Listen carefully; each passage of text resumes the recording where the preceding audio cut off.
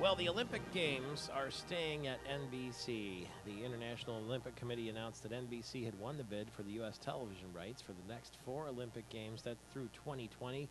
The price tag, just under $4 billion. That includes the 2014 Winter Games in Russia, 2016 Summer Games in Rio, as well as the yet-to-be-assigned Olympic Games in 2018 and 2020.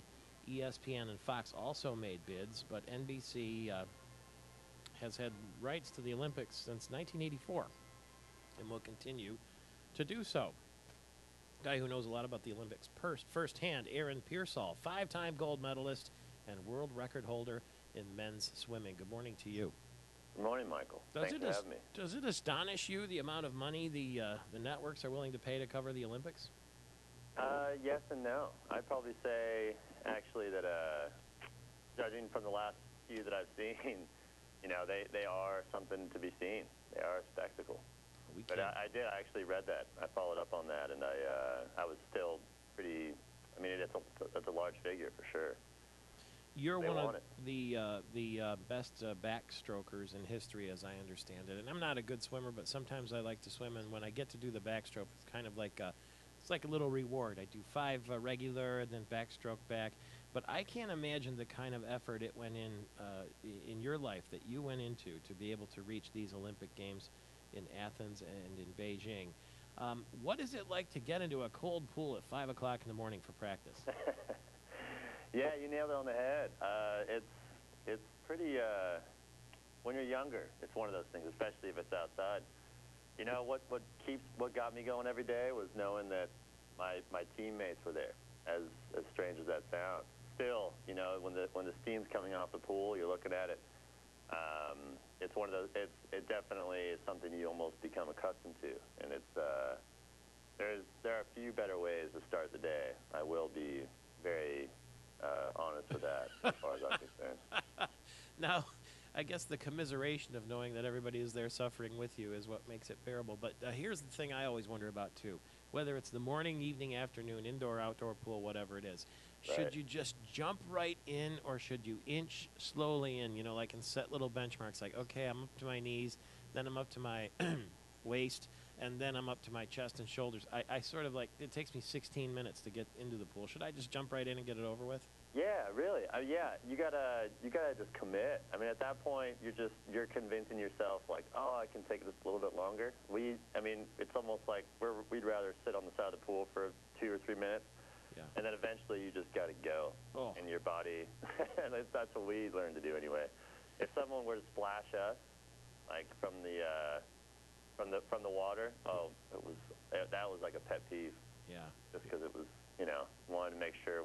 We were the ones that actually got ourselves wet in the morning. Yeah, absolutely. It's like you come up out of the water like screaming like wow, like your heart starts pumping 10 times faster the second you hit the water.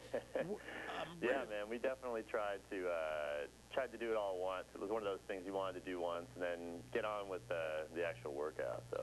Which Olympic venue did you like the most? I mean, taking away the ones that you were most successful at, which one was the most fun? I think as far as the Olympics go, each one was so different. I think all were absolutely amazing. And I think unto themselves, they were very unique and special. I loved the outdoor venue in Athens in 2004. I thought that was beautiful. There were some other outdoor venues as well that were amazing. The cube in Beijing that we swam in was gorgeous. Yeah. And the Sydney pool was amazing, partly because they loved swimming so much. And so each were amazing. Where do you keep the medals? In the sock drawer. You're kidding. Really? Back at home. In a sock drawer? I don't put them up too much. How come? But yeah, they're tucked away safe, I suppose.